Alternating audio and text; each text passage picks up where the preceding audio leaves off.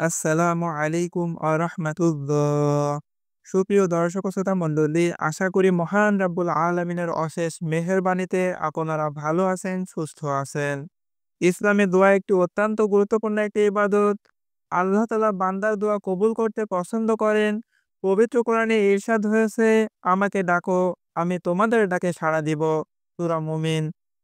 মহান আল্লাহর কাছে দোয়ার চেয়ে অধিক সম্মানিত কোনো কিছু নেই। ইবনে মাজাহ।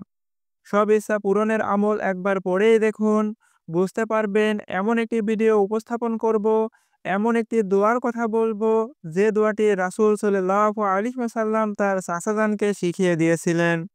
সেই দোয়াটি পড়লে কি হয়, তার ফজিলত কি, আপনি যদি জানতে পারেন, তাহলে আপনি সত্যি অবাক হয়ে যাবেন। সেই দোয়াটি পড়লে রাসূল সাল্লাল্লাহু আলাইহি ওয়াসাল্লাম কথা দিয়েছেন, তার আর কোনো কিছুর প্রয়োজন হবে না। তার সমস্ত বিপদ-আপদ, দুঃখ-দুর্দশা সবকিছু থেকে মুক্তি দেবে এই দোয়া।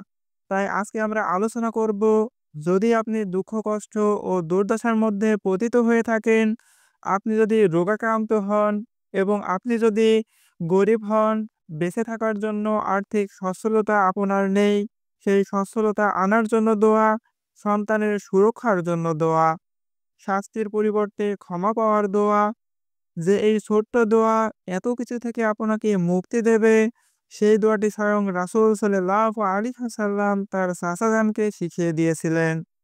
তাই আসুন আমরাও সেই দোয়াটি শিখে নিই।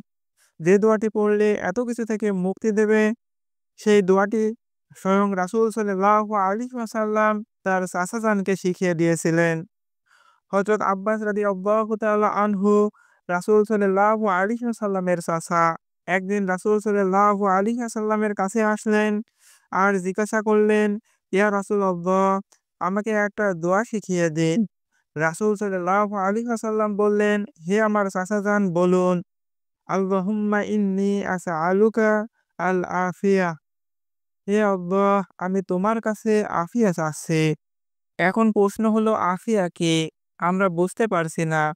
যখন আমরা মহান আল্লাহ তাআলার কাছে আফিয়া চাই, তখন বোঝায় যে, যেকোনো দুঃখ, কষ্ট, দুর্দশা থেকে মুক্তির জন্য দোয়া, সুস্বাস্থ্য অর্জনের জন্য দোয়া, বেঁচে থাকার তাগিদে আর্থিক সচ্ছলতার জন্য দোয়া, সন্তানের সুরক্ষার জন্য দোয়া, শাস্তির পরিবর্তে ক্ষমা পাওয়ার জন্য দোয়া। আফিয়া অর্থ হলো, ইয়া আল্লাহ, আমাকে দুঃখ, গ্লানি ও ভোগান্তি থেকে রক্ষা করো, দুনিয়া এবং আখিরাতে উভয় জায়গায়। হযরত আব্বাস রাদিয়াল্লাহু তাআলা আনহু দিন কয়েক পরে ফিরে আসলো এবং বললেন, ইয়া রাসূলাল্লাহ, এ তো খুবই ছোট দোয়া, আমাকে বড় কিছু শিখিয়ে দিন।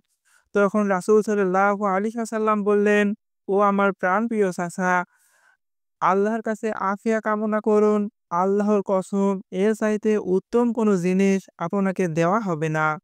এটা খুবই ছোট্ট দোয়া, যার মাধ্যমে আমরা যা বোঝাই, ও আল্লাহ, আমি পরিত্রাণ চাই মর্মপীড়া, বিষাদ, কষ্ট, ক্ষতি থেকে। আমাকে পরীক্ষা করো না। রব্বুল আলামিনের কাছে এরকম সকল কিছুই আমরা চেয়ে থাকি এই বলে, আল্লাহুম্মা ইন্নী আসআলুকা আল আফিয়া। তাই সুপ্রিয় দর্শক ও শ্রোতা মণ্ডলী, আজকে এই ভিডিওর মাধ্যমে একটি দোয়া শিখিয়ে দিলাম, যে দোয়াটি রাসূল সাল্লাল্লাহু আলাইহি ওয়াসাল্লাম তার চাচাজানকে শিখিয়ে দিয়েছিলেন। সকল মুসলিম উম্মাহকে এই আমলটি সঠিকভাবে করার মাধ্যমে এই ফজিলতগুলো পাওয়ার তাওফিক দান করুন। আমিন।